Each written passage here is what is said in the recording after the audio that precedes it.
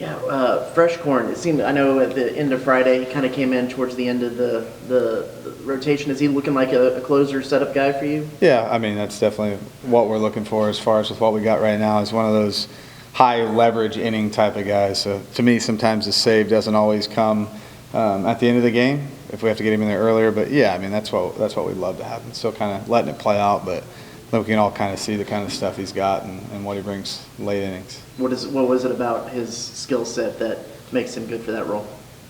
Just he can, he throws 3 or 4 different pitches. He's a strike thrower.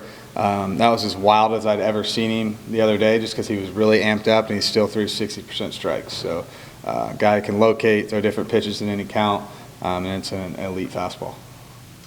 We've talked a lot about Terrence Keel, but going back to his high school days, how did you guys come across him, and what was it about him when you first saw him that stood out to you? Where was the first time you saw him? Here, he came to camp. We had a camp, when we first got here with some of the guys that are committed now, some guys that have been drafted, and he just overall, he stood out. What he looks like now is kind of what you projected him to look like. It was a speed. It was a chance to hit for some power at some point. To me, I always thought he could play outfield and infield, and that's still a work in progress. But just overall skill set was really, really good. And I think most importantly is that he wanted to be here. So just all those things stood out from him from the beginning when he stepped on campus. Yeah, and just how much do you know about his story with his dad playing football here, and just what you've learned about that, and just the uniqueness of him being kind of a second-generation A&M? I think it's super cool, super cool. I've talked to him about it a little bit, and yeah, I'm really aware of how great of a player his father was here and in the NFL. So I think it doesn't get much cooler than that, and I'm happy for him that he gets to, be a part of that legacy a little bit and in a different sport. So I just think all around, I couldn't ask for a better story. When it comes to pitching and the plan for that this weekend, what does that look like beyond the starting rotation? How many guys are available, and how are you going to look to get guys in games, assuming you get to play 27 innings? Yeah, we have no one that's not available this weekend. Stewart will be, I'd say, not sure how much, but he's definitely available. Rudis more available. Those guys are now getting back into it and ready to go. But yeah, it really going to depend on the game. As far as like pitch count, like you asked me earlier, we can continue to build as long as just how it's going and how those innings are and how the guys are feeling. As long as they're hot, we're going to go with them. So we want to get some guys into the game, but at the same time, that's going to be score dependent, depending on where we're at and how we feel about them in those situations. How much does weather impact how you use your bullpen arms and also the guys off the bench and position players?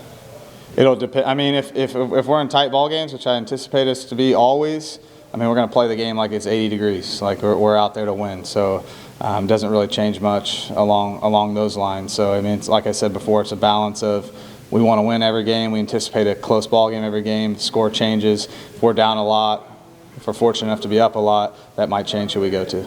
Sorella's still out this weekend? Yes. Okay. Yeah, he's out. Like, he's going to have to be like 110% for us to play him. And right now with how TK's playing, there was never a rush anyway. But I just want to be super diligent. Sorella's, like I've told him, you're going to play a good majority of this season. I know it sucks right now, especially at the beginning, but we're going to be really, really smart and cautious with him. But he's coming along really nice. Been hitting with him. Swing looks great. It's just about, the thing about Sorrell is he wasn't just a hitter. I think we'd all agree his defense last year was game-changing at times, and I thought he's even better in right field. So, just want to be really cautious and make sure he is really overly ready to go before he gets in there. How do you evaluate kind of opening weekend defensively, the performance from your team? Yeah, just not good enough, I would say. No other answer than that. We've got to continue to get better, and that's my fault for not having them apparently not 100% prepared. So we've been preparing as much as we can. With the weather, some of those little mistakes, those fly balls were, 2 of them weren't errors, but those were more mental than physical errors to me, even though they weren't. You know what I'm saying? So it's we got to get better. We got to continue to play loose, play confident. Don't make it a thing. You never want to make a thing. And it's we've talked about it. We've worked on it. I think these guys are really good players, and they're going to continue to get better at it. And it's our job as coaches to put them in positions in practice so they can get better at it. Do you feel like it's more of like a opening weekend? You said it was kind of a mental thing. Is it something that you feel like we'll work itself out pretty quickly. You like to think so, right? I mean, because they've been good at it in practice. So there's a part of it too with some guys in different positions. There's a part of it opening weekend, but we won't. I would love for that to be the case and answer. I just, I think it is, but we'll see moving forward. Is there a defensive position that you wouldn't play TK at, or is he pretty much an all-around guy? I'd play him in every spot in the outfield and possibly some second base. He's gotten a lot better there.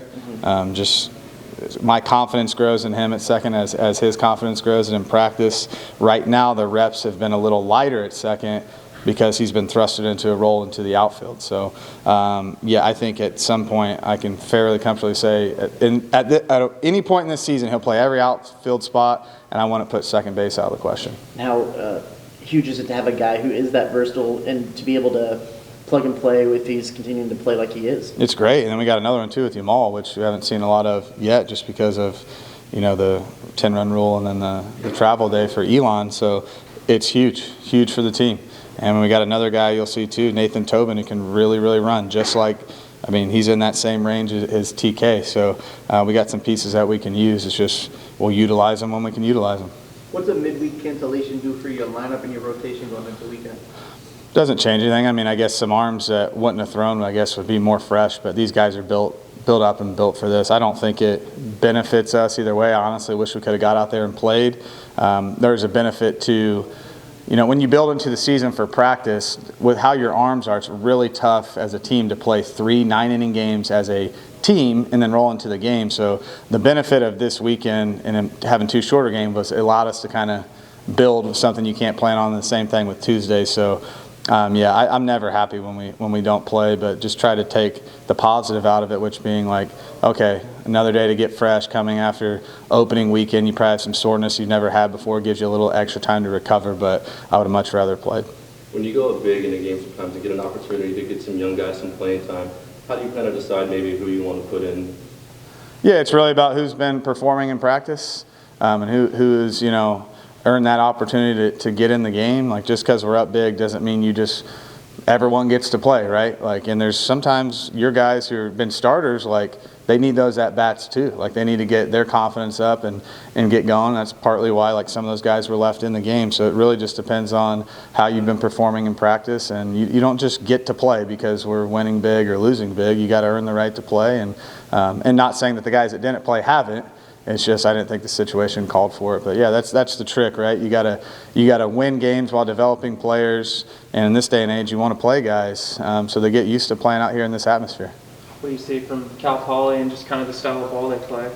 Yeah, it's super well coached. Larry Lee, I think he's one of the best coaches in the country, and they've had a really good program for a long time. They have this, everyone thinks West Coast are going to bunt. They will bunt, but I don't think it's.